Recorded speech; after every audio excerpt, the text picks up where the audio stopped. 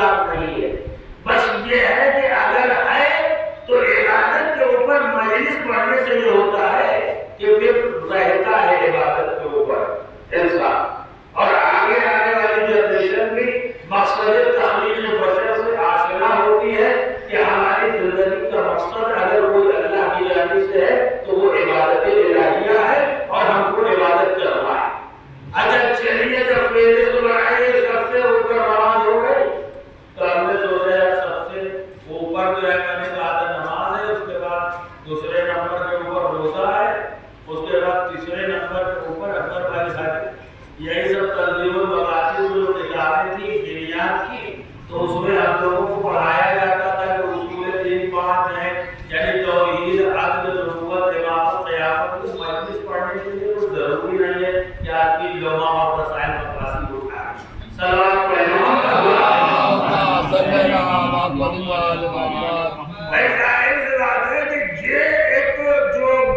گفتگو ہے اس کے لیے ضروری نہیں ہے کہ لوگا اٹھانے جائے یا جو اجتہاد کی کتابیں ہیں ان کو لے کے بیٹھا جائے اس کے بعد مجلس کو خطاب کیا جائے.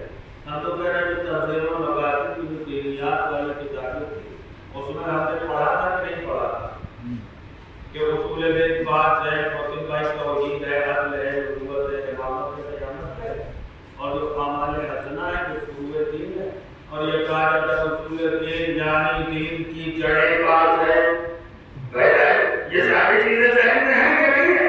جو ہم لوگوں نے بچپن میں پڑھا تھا وہ ابھی تک ذہن میں باقی ہے کہ نہیں باقی ہے کہ اصول دین یعنی دین کی جڑیں 5 ہے, توحید ہے, عدل ہے, نبوت ہے, امامت ہے, قیامت ہے. اس کے بعد جو فروع دین کی بات آتی تو میں فروع دین یعنی دین کی شاخیں 10 ہیں. سلام علیہ محمد.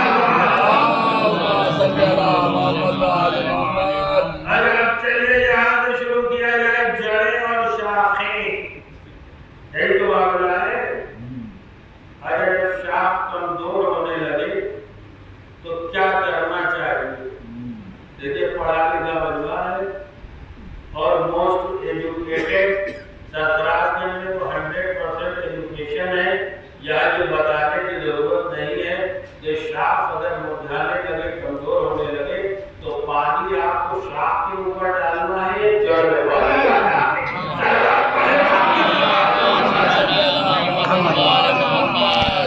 اب بتائیے کہ ایک پورا جو کرشی ہے, کرشی اس کا بھی ایک سبجیکٹ ہے, یعنی یہ جو زراعت ہے اس کا بھی ایک مضمون ہے.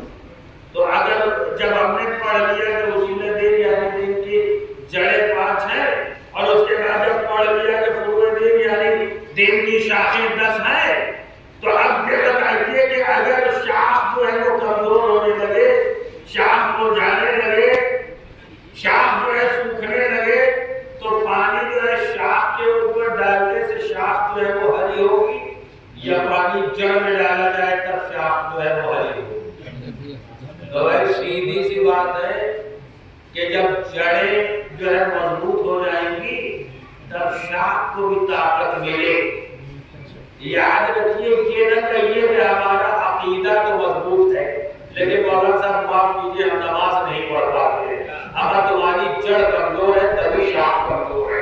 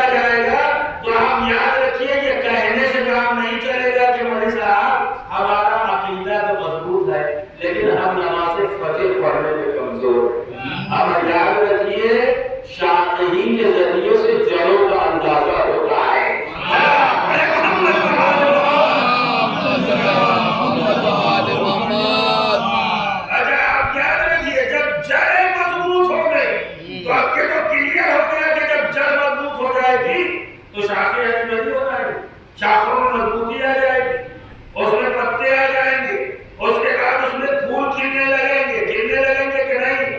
اچھا چلیے، بعض اوقات ایسا ہوتا ہے کہ آپ دیکھ لیجئے کہ ڈپلیکیٹ بھی درخت بنا دیے جاتے ہیں، اور اس کے بعد ہم نے تو اکثر و بیشتر پارکوں میں دیکھا ہے، اب تو گھروں میں بھی مصنوعی جو ہے وہ پودے لگائے جا رہے ہیں، اس میں پتیاں بھی ہیں، پھول بھی ہیں، اور معلوم ہے بعض اوقات تو آدمی دھوکہ کھا جاتا ہے، یعنی اصلی والا تو اس کو اچھا نہیں لگتا جتنا نقلی والا اچھا لگتا ہے۔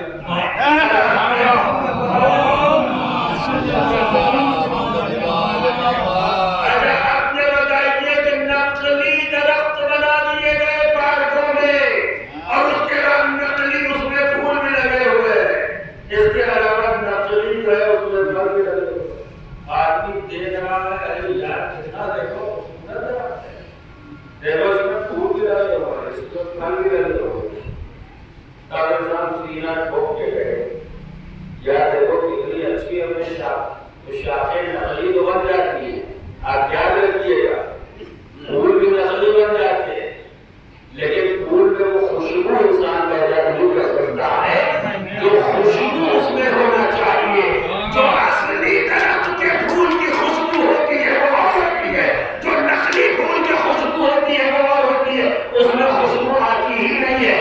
اسی وجہ سے تو ہم کہتے ہیں کہ نماز نہ دیکھیے، یہ دیکھیے کہ عبادت خوشبودار ہے۔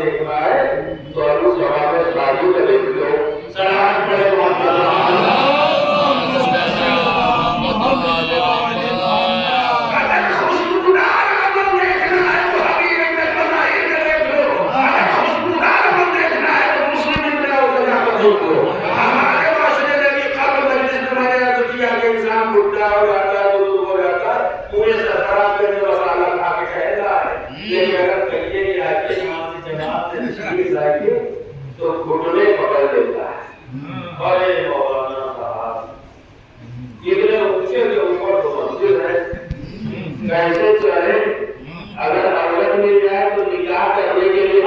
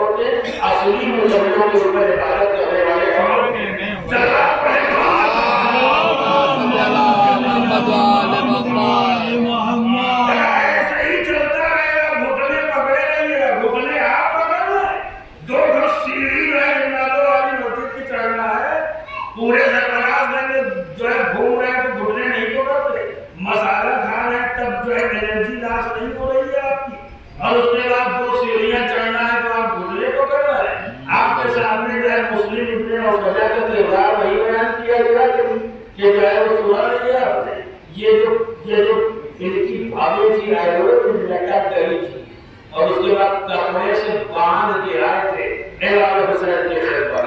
ہم جوانوں سے پیچھے تھوڑی نہیں رہیں گے. مولا نے فرمایا کیوں؟ کہ اس وجہ سے کہ ہم آپ کے چاہنے والے ہیں. سلام پڑھے محمد صلی اللہ علیہ وسلم.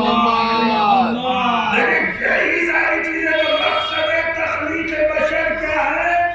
عبادت الہیہ ہے. اور نماز کے لیے تو کہیں چھوٹ ہم کو دکھا دیجئے کسی بھی اعتبار سے. آپ تو کہتے ہیں جب بہت لاغر ہو گئے تب بھی چھوٹ لیں, بستر کے اوپر لیٹے ہوئے تب بھی چھوٹ لیں گے. ایک دم سیدھی سی بات. اگر بیٹھ کے نماز پڑھ سکتے تو بیٹھ کے پڑھ لیں.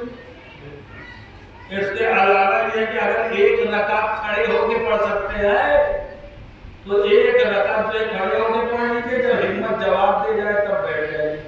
یہی تو مسائل فقہ ہیں. آیت اللہ خوئی رحمۃ اللہ علیہ ان کو تو دو خادم شانہ پکڑ کر رکوع اور سجدہ کراتے تھے. دیکھا ہے کہ نہیں دیکھا؟ صلوات پڑھے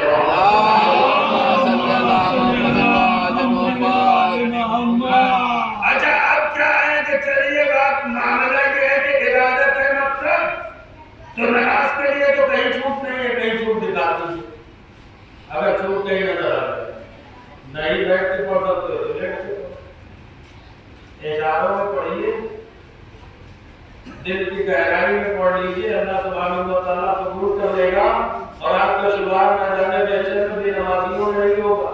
بے نمازی جب میدان محشر میں جائیں گے تو ان کے جسم سے بدبو آ رہی ہوگی, بدبو. اور وہ روایتیں پڑھ دی جائیں تو معلوم ہے آدمی بھڑک جائے. نجس جانور سے تشبیہ دے کے ملائکہ کہیں گے دیکھو آگا چلا جائے نجس, اس کے پیروں میں بیڑی ڈالو. سلام پڑھے محمد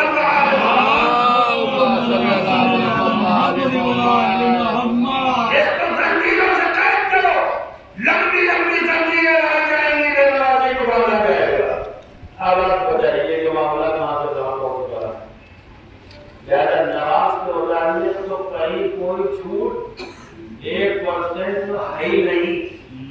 حتیٰ کہ اگر غسل جنابت بھی واجب ہو جائے انسان کے اوپر اور تبدیلی لباس کے لیے بھی اس کو بہت زحمت ہو رہی ہو, تبدیلی لباس کے لیے, اور اس کے بعد جو ہے وہ جو وسائل غسل ہے وہ بھی نہیں اس کے پاس, تب بھی مسائل فقہ یہ ہے کہ وہ تیمم کرنے کے بعد نماز پڑھے گا, نماز کو ترک نہیں کرے گا.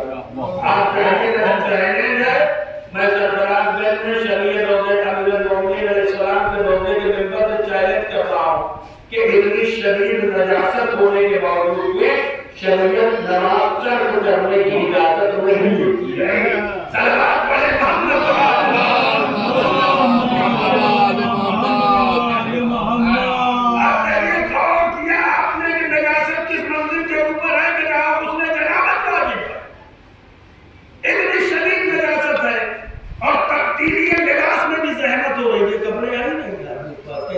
لباس کو تبدیل کرے. اب آدمی کہتا کہ مولانا صاحب دل گواہی نہیں دیتا ہے. جب ہم پاک ہوتے ہیں اور کتا 2 لٹھے سے نکل جاتا ہے تب تو ہم کو شرم ہو جاتا ہے, نماز چھوڑ دیتے ہیں. صلوات پڑھے محمد صلی اللہ علیہ وسلم. اگر دل گواہی نہیں دے گا, اتنی شدید نجاست, ہم جب تک غسل جنابت نہیں کریں گے, جب تک نماز نہیں پڑھیں گے. آپ کے پاس مسائل ہی نہیں ہے, آپ کیسے غسل جنابت کیجیے گا؟ لباس بھی نہیں ہے, تبدیلی لباس آپ کیسے دیجیے گا؟ مولانا صاحب دل گواہی نہیں دیتا. اچھا یہ بتائیے آپ کے دل کی حیثیت ہی کیا ہے؟ آپ اپنے دل کی مانیے گا یا مرجع کے علم کی مانیے گا؟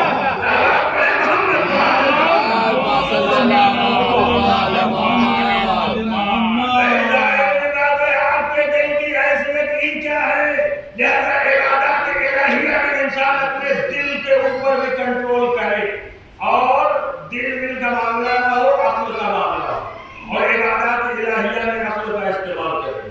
ورنہ پتہ چلا کہ دنیا بھر کی زحمتیں اٹھانے کے بعد انسان سوچے گا اتنی بڑی عبادت کر لی جائے, اور ایک پرچے کے اوپر اظہار عبادت کرنے کے بعد اس کا عمل ختم ہو جائے گا, اس کو پتہ بھی نہیں چلے گا. اچھا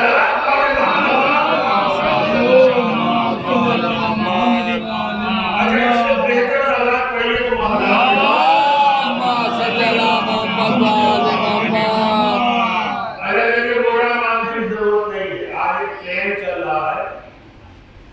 دیکھیے حج بہت بڑی عبادت ہے، اور یہ نہیں کہ نماز اول نمبر آئے اور روزہ جو ہے وہ سیکنڈ آئے اور اس کے علاوہ حج جو ہے معذاللہ تھرڈ ہو جائے۔ یہ تو صرف فہرست بنا دی گئی ہے فقہاء نے اور علماء نے سمجھانے کے لیے بتا دیا کہ یہ اولی میں یہ دوسرے نمبر کے اوپر یہ جو ہے، ہاں نماز کو اولی اس وجہ سے کہہ سکتے ہیں کیونکہ جس کی نماز خدا کی بارگاہ میں قبول ہو گئی اس کے سارے اعمال قبول ہو جائیں گے، اس وجہ سے نماز کو تو اولی کہہ سکتے ہیں۔ لیکن اب اس کا مطلب یہ نہیں کہ تیسرے نمبر کے اوپر حج بیت اللہ ہے تو ہم کہیں کہ یہ تھرڈ نمبر عبادت ہے۔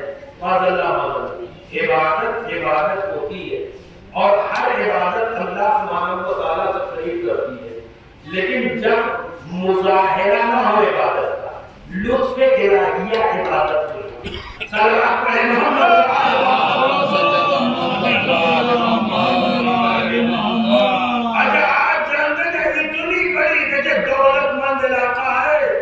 یہاں غربت نہیں ہے، سرفراز گھر میں اگر کوئی تھوڑی موٹی ہے تو اس کو بھی ہم لوگ دور کرنے کی کوشش کر رہے ہیں، اور خدا نہ کرے یہاں کہیں کسی کوشش کا غربت ہو، سب لوگ محنت کریے، برکت کریے، اور اگر کوئی کمزور ہے تو اس کی مدد کریے، اس کو آگے بڑھائیے۔ صلوات پڑھیں۔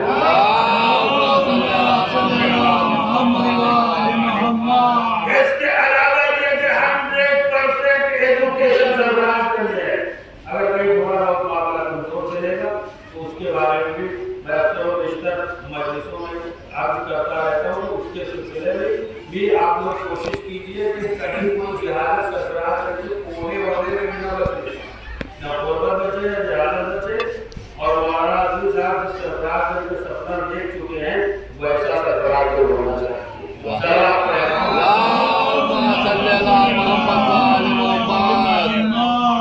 سائنس اور ٹیکنالوجی بھی بھرپور طریقے سے ہو، وہی لوگ نماز تہجد کے بھی پابند ہو، یا انسان لگژری گاڑی میں بیٹھنے کا پابند ہو، وہی زیارت روز عاشورہ کی تلاوت کرنے والا بھی ہو۔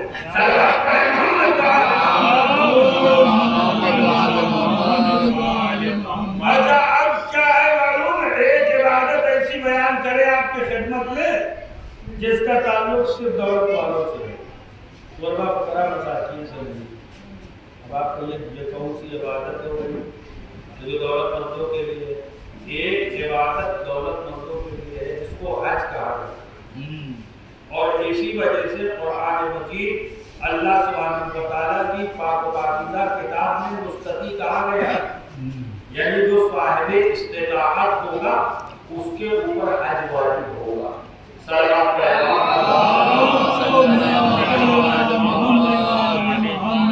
اچھا مقصد کیا ہے اتنی بڑی عبادت کا ذرا بتائیے کہ جب مجلس ہو گھر میں اور اس کا چھپوایا جائے تو الحاظ لکھوانے کے لیے ہر انسان نے کیا ہے یا کچھ اور مقصد؟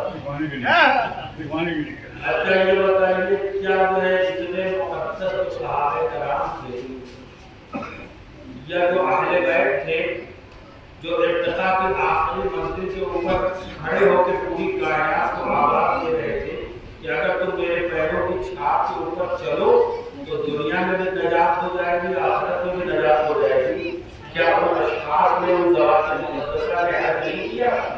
تو کیوں نہیں کہا جاتا کہ الحاج امام حسین علیہ السلام صلوات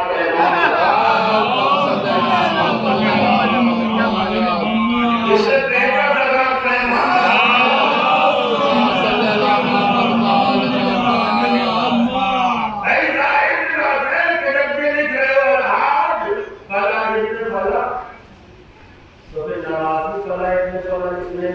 صلوات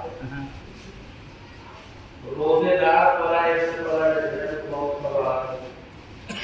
کیا کوئی قواعد ہے؟ یہ بھی عبادت ہے، وہ بھی عبادت ہے، تو سب کو لکھنا چاہیے الحاج حضرت سلمان رحمۃ اللہ علیہ، ابھی یہ لکھنا پڑ گیا ہوگا، لیکن نہ کوئی صحابی الحاج لکھ رہا ہے اور نہ اہل بیت الحاج لکھ رہے، صرف ہمیں یہ جو فاتحہ کا پڑھتے ہیں سلمان کو آ جائے۔ صلوات پڑھیں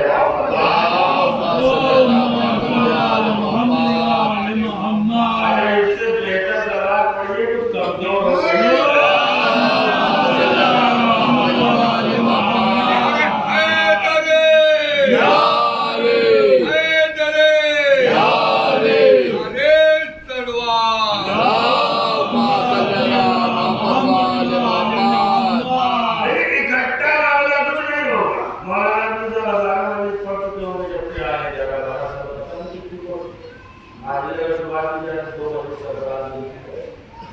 سے زیادہ مجلس کون پڑھ رہا ہے سرفراز کی مولویوں میں کوئی پڑھ سکے، لیکن معاملہ یہ ہے کہ ایک دن میں کچھ نہیں ہوگا.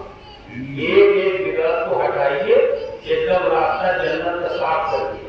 صلوات پڑھیں.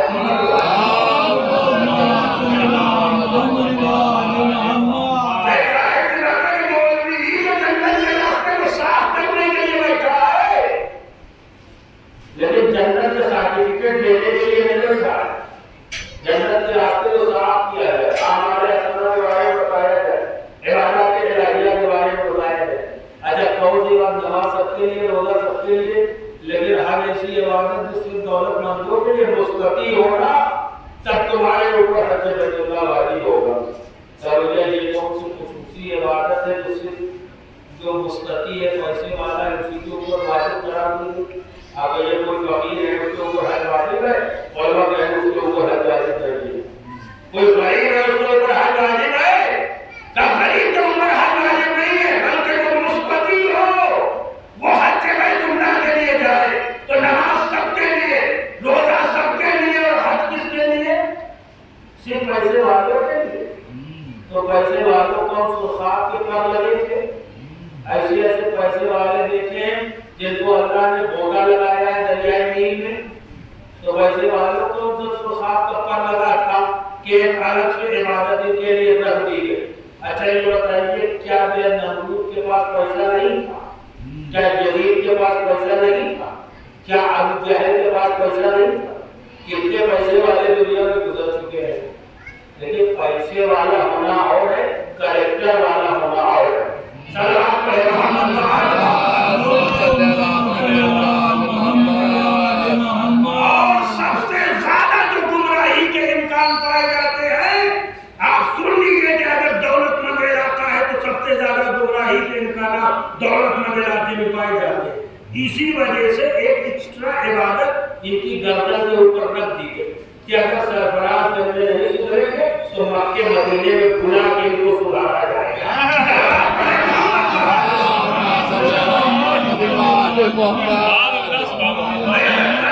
بتائیے بھائی فقراء کے لیے، فقراء کے لیے، مساکین کے لیے ساری عبادتیں، لیکن حج بیت اللہ ان کے لیے عبادت جو ہے ان کے لیے نہیں، بلکہ جب مستطیع ہوں گے تب ان کے اوپر واجب ہوگا. واجب ہی نہیں ہے. تو کیا وجہ ہے کہ پیسے والوں کی گردن کے اوپر حج رکھ دیا گیا؟ اور اس کے بعد امام زین العابدین علیہ السلام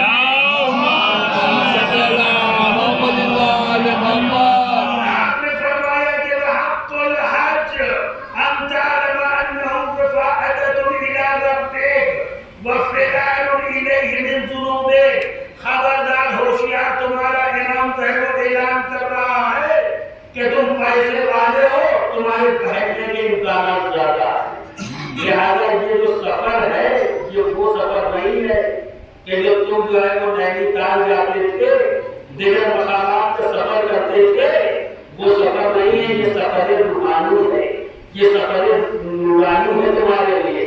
اور فرار ہے، تم یہ سمجھو حج نہیں کر رہے بلکہ گناہوں سے بھاگ رہے ہو اور اللہ سبحانہ و تعالیٰ سے قریب ہو رہے ہو.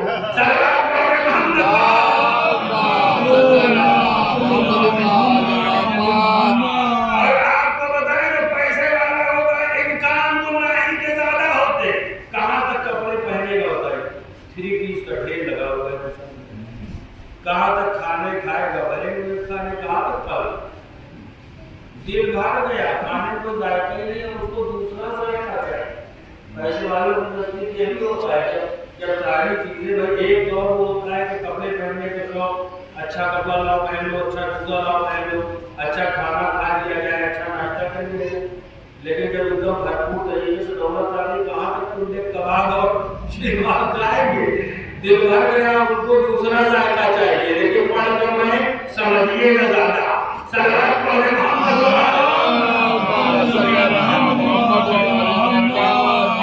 صورت یہ ہو گئی کہ ان کو جو ہے وہ کباب کا ذائقہ چاہیے اور دوسرے ذائقے چاہیے، محفلیں چاہیے. اب یہ ان کو مزہ ہی نہیں آ رہا ہے بریانی میں دوسرے سے، اور اس میں سب ایک دم بھرپور. اور لباس کیا پہنے گے؟ اس کو 3 پیس نیا جھاڑ کے نکلتے ہیں، اب دوسرا ذائقہ چاہیے. دیکھیے بگڑنے کے امکان اور گناہ کے امکان پیسے والے کے نصیب زیادہ ہے کہ نہیں زیادہ ہے؟ غریب کا دائرہ محدود ہوتا ہے، دائرہ محدود ہے تو گناہ بھی محدود ہے۔ امیر کا دائرہ میں ناشتہ یہاں کر رہا ہے، کھانا وہی مل جاتا ہے سارا۔ اب امکان گناہ کے بڑھے کہ نہیں بڑھے؟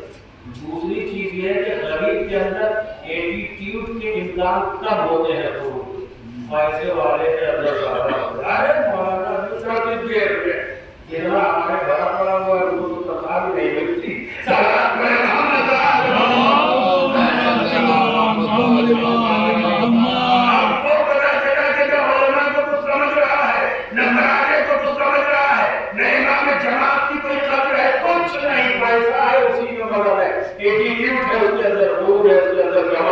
اسی وجہ سے تو سرفراز جو میں نہیں سدھر رہے ہو، چلو تو مکے مدینے آؤ نہ سدھارا جائے۔ وہاں کیسے سدھرے گی بھائی صاحب؟ جب مولانا علی صاحب کی اتنی تلخ گفتگو سے نہیں سدھرے تو وہاں کیا سدھر جائے؟ پہلے ان کا ایٹیٹیوڈ ختم کرنا ہے آپ خدا کی۔ اچھا ایٹیٹیوڈ کیسے ختم ہوگا؟ سلفے رکھ کے پہنچے، کہنے لگے اب ایٹیٹیوڈ ختم ہو جائے گا۔ جب مسکرا چلے گا تو تب سمجھ میں آئے گا کہ عبادت کس کو کہتے ہیں۔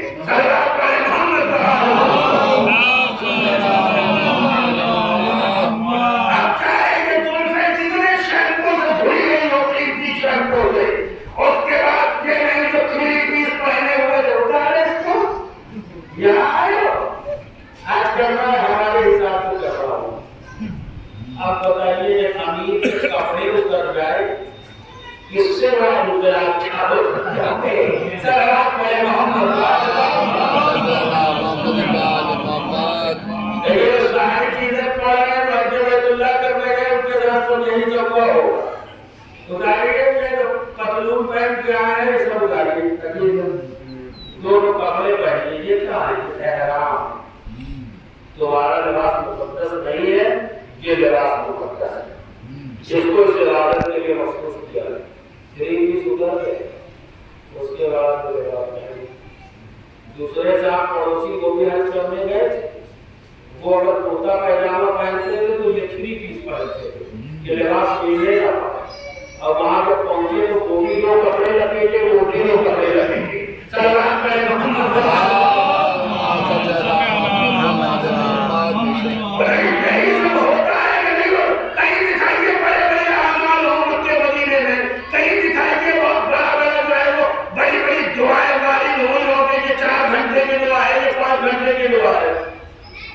وہاں تو کمزوری مارو، یہ 3 پیس اتار کے یہ پہنو، اچھا زلفے رکھ کے آئے ہو، اب اس پورا چلے گا تمہارے اوپر۔ اس کے بعد کام بھی ختم، لباس بھی اتر گیا۔ اب اس کے بعد بھی اگر انسان نہ سدھرے تو اس سے بڑا بے غیرت کوئی نہیں۔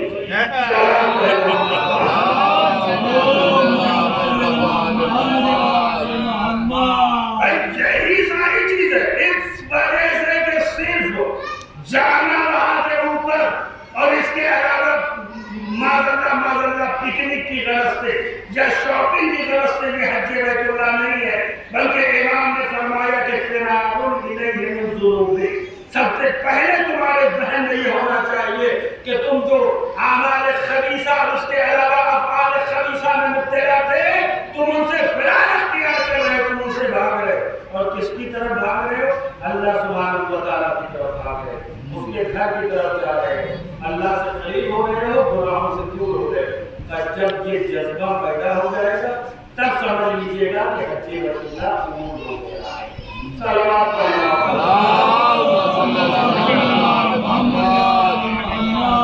بہت ساری چیزیں۔ دوسری چیز معلوم ہے، بعض ایسے اشخاص ہیں مولانا صاحب کو حج کرنے جانا ہے، پہلے بتائیے کہ خرچ کتنا نکلے گا، اور پتہ نہیں مولوی بتا رہے ہیں کہ کٹھے جا رہے ہیں کچھ نکالنا نہیں۔ اور اگر ایک تاریخ معین کیے ہوتے تو یہ فردن خرچ نکالنے کی ضرورت ہی کیا ہو کہ کفن میں الگ نکل رہا ہے، چودری میں الگ نکل رہا ہے، پائجامے کا خبز الگ ہے، کرتے کا خبز الگ ہے، اور اس بوال میں پڑھنے کی ضرورت کیا ہے؟ ایک تاریخ معین کر لیجیے، سارا آپ کو شدہ ہو گیا۔ صلوات پڑھیں۔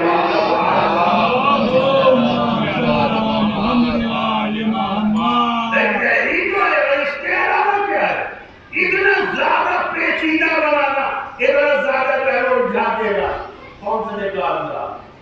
اب پتہ چلا وہ جو ہے اس میں الگ سے ایک جب آپ کی رقم شرط شدہ ہے نکال چکے ہیں تاریخ معین ہے آپ کی چاہے 2 تاریخ آپ معین کر لیجیے 5 ربیع الاول معین کر لیجیے اس تاریخ میں جب پہنچیے تو آپ دیکھیے کہ ہمارے پاس کیا کیا ہے کتنا نفع ہوا ہے کتنا ہم نے گروتھ کیا ہے یہ ساری چیزیں دیکھنے کے بعد تاریخ معین کی جائے گی 5واں حصہ میں نکال دیا جائے گا ساری رقم رقم کو سزا ہو جائے گی فردن نکالنے کی ضرورت نہیں ہوگی. صلوات پڑھیں محمد.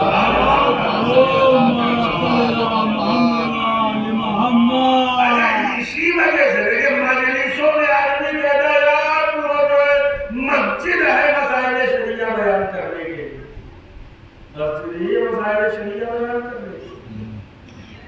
میں نے تو کہا کہ یہی تو جگہ ہے جہاں سے تیار ہو کے آدمی مسجد پہنچتا ہے اور اگر نہ پہنچے تو سمجھ لیجیے فرشیہ کی تیاری ابھی نامکمل ہے.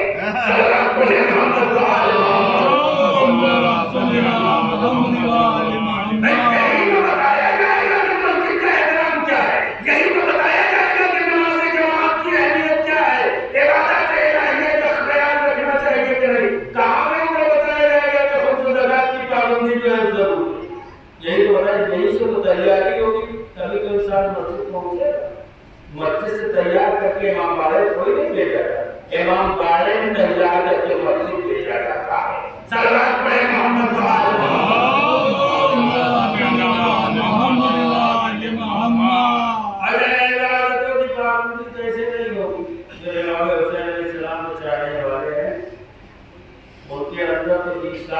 قربانی اور عبادات الہیہ کا جذبہ ہے پایا جانا لازمی ہے اور شناخت اور پہچان بھی اگرچہ محمد و آل محمد کی بیان کی گئی ہے تو یہی ساری چیزیں باتیں رکھی ہے زیادہ خدا کے لیے جو جوان ہمارے بچے ہیں نماز فجر یعنی صبح کی نماز کی پابندی ضرور کریں. یہ نہیں کہ ظہر میں پہنچیں گے تب ہم صبح کی نماز پڑھ لیں گے. تعداد بڑی ہے جنات والی مسجد سے مومنی ایک دم گیٹ تک جو ہے وہ مومنی ہو جاتے ہیں لیکن اب دینا چاہتے ہیں ہم چاہتے ہیں اتنے مومنی آ جائے کہ مسجد چھوٹی پڑ جائے اور اس کے بعد یہ ضرورت ہو کہ مسجد کی تعلیم ہو مسجد کو بڑھایا جائے پٹی اسٹوری بنایا جائے. صلوات پڑھیں محمد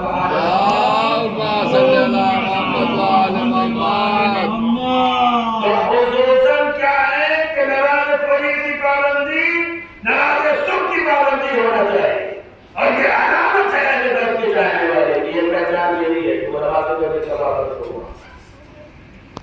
اچھا اگر قضا ہو جائے تو اپنے قدر ظہر کا انتظار نہیں کرنا. بعض اوقات نیند غالب ہو جاتی ہے انسانی مشق ہو گئے نیند غالب ہو گئی. اگر آپ کو یہ تو پتا ہو گئی تھی جان بوجھ کے یہ عمل نہیں تھا اشتباہاً عمل تھا. سونے سے پہلے اتنی غالب ہو گئی کہ آدمی نے جب پوری سے سورت ہے کہ روشنی پھیل چکی ہے نماز پڑھا ہو تو قضا ہو گئی تو کیا وہاں عموماً یہی ہوتا ہے کہ ہم لوگ انتظار کرتے ہیں یار جب ظہر میں جائیں گے تو 2 رکعت پڑھ لیں گے یہی تو ہوتا ہے. لیکن ہمارے والی بات ہے ظہر کا انتظار نہیں کرنا ہے. جب آپ بولیے فوراً وضو کیجیے قضا کرنے سے پڑھ ظہر کا انتظار کرنا کیا عقل ہے؟ اور آپ کو کس نے بتا دیا کہ آپ ظہر کا زندہ رہیے گا ہو سکتا ہے تھوڑی دیر کے بعد مطلب موت آئے لیکن چلے جائے ہمارے وضو نہیں رہے گا. صلوات پڑھیں محمد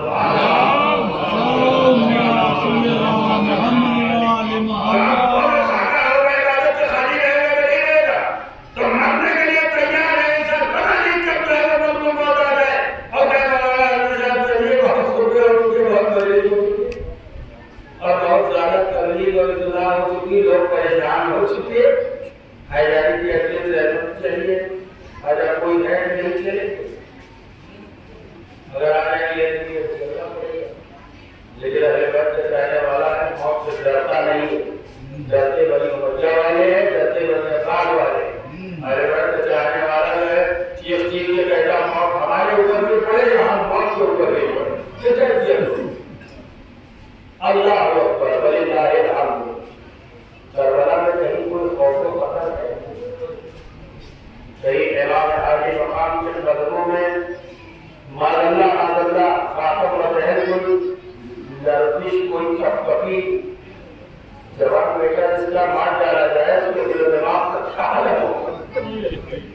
جس کا 6 مہینے کا بچہ کروڑا میں نہر کر دیا جائے اس کے دل و دماغ کا کیا حالت ہوگا. ہمارے گھروں میں اگر ایک جوان کا انتقال ہو جاتا ہے تو مدتوں ہم سب میں جو ڈوبے رہتے ہیں اوقات نماز کی پابندی بھول جاتے ہیں. آپ یاد رکھیے یہ کربلا ہے جہاں امام علی مقام اپنے میدان امتحان کو سجا رہے ہیں. جوان بیٹے کے کلیجے سے بچی علی کو کہتے ہیں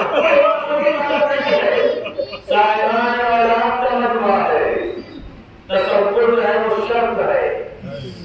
مر گیا جوان ہمارے وہاں کا تو بڑا ذرا مدتوں کو منایا جا رہا ہے. سرلے میں لوگ ڈوبے ہوئے ہیں معقول نہیں پاتی بات جو ہے ڈوبا ہوا ہے. جیسے جوان بیٹے کا داغ ہے کیسے اس کو ختم کر دیا جائے کیسے بلا دیا جائے.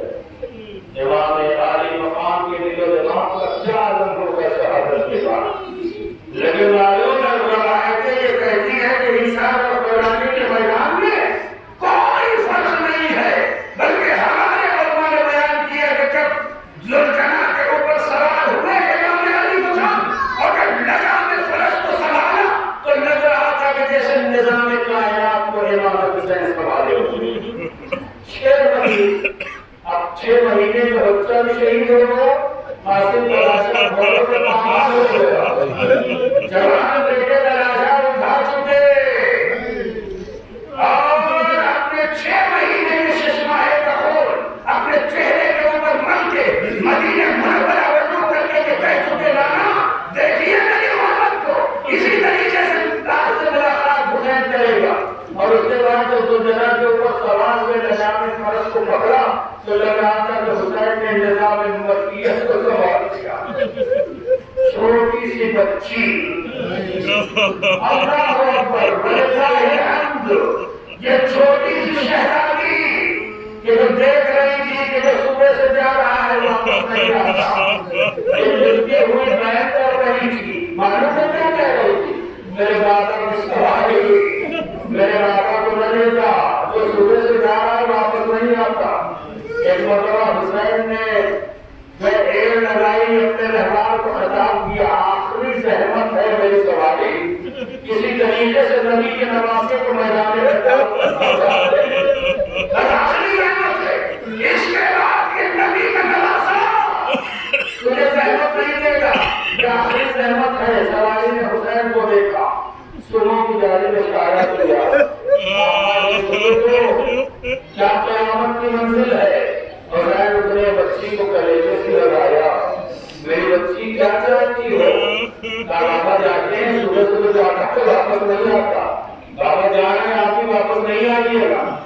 بس آخری خواہش یہ ہے کہ ایک مرتبہ اور سینے کے اوپر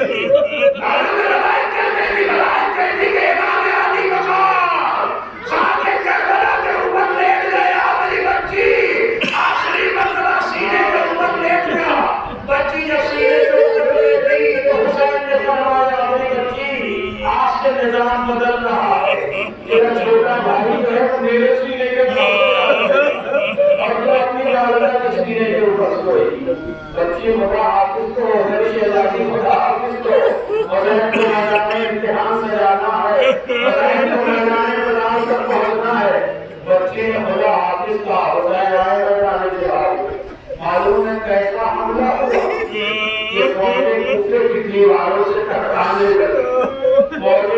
جلیلی کہنے لگی کہ حسین اس طریقے سے تلوار نہ چلائیے آپ تو کریم اتنے کریم کے بیٹے آپ اس طریقے سے کام رہے کام رہے ایسے تلوار چلا رہے. امام رونے لگے تم نے علی اکبر کو مار ڈالا تم نے ناصر کرنا شروع کر دیا تم نے حسین کو لایا کربلا میں حسین حملہ کر ایک مرتبہ سید الملائکہ آ گئے یا ایھا النفس المطمئنہ. حسین نے تلوار کو دھیان میں رکھ لیا. چاروں طرف سے حملے شروع ہو گئے. کسی نے کیا ہے کسی نے ایسا بولا اور جس کے پاس کچھ نہیں تھا وہ پتھروں کی بارش کرنے لگے. نبی نبی کا نواسا گھوڑے سے زمین کے اوپر آیا، زمین کے اوپر نہیں بلکہ تیروں کے مسئلے کے اوپر امام علی مقام محمد ہو گئے۔ حسین کی سواری ہے کہ یزیدیوں کے اوپر حملہ کرنے لگی۔ پہلے روایت کہتی ہے کہ بڑے صاحب کہنے لگا پکڑ لو رسول اللہ کے گھوڑے کو، اس کو قید کرنا ہے۔ جب فوجی مارنے لگے تو یہ محراب ہے جو چاروں طرف سے حملہ کرنے لگا، محمد مرمر کرے پر اور قلب لشکر کے اوپر۔ جب عمر صاحب کو دیکھا کہ ہم سواری جو ہے وہ قید نہیں کی جب چھوڑ دو، دیکھے تو کیا کرتی ہے۔ فوجی پیچھے ہٹے۔ ایک مرتبہ سواری نے جب امن کو محسوس کیا، روتی ہوئی چلی حسین کے قریب آئی، آقا آپ سوار نہیں ہو سکتے، اپنی پریشانی کو خود چلنا سکتا۔ اور اس کے بعد روایت کے دیگر خیمہ کے اوپر مہمان آیا۔ ایک مرتبہ سواری نے سواری نے آواز دی، شیطانیوں قتل ہو گیا۔ کربلا میں نبی کے نواسا کی دل کا بھونا پیاسا شروع کر دیا گیا۔ کسی نے بعد کربلا اور نہائی کے بعد امام محمد باقر سے پوچھا، آقا یہ بتائیے کہ جب امام علی مقام کی سواری آئی تھی تو کیا کہنے کی تیرے خیمہ کے اوپر؟ امام بولنے لگے معلوم ہے کیا کریں کہ کتنے ظالم دل افراد کہ جنہوں نے اپنے نبی کے بیٹے کو 3 دن کا بھوکا تھا، کربلا میں مار دیا، کربلا میں شہید کر دیا۔ اللہ وسيعلم الذين ظلموا أيام الخلق ينقلبون اللهم اغفر للمؤمنين والمؤمنات والمسلمين والمسلمات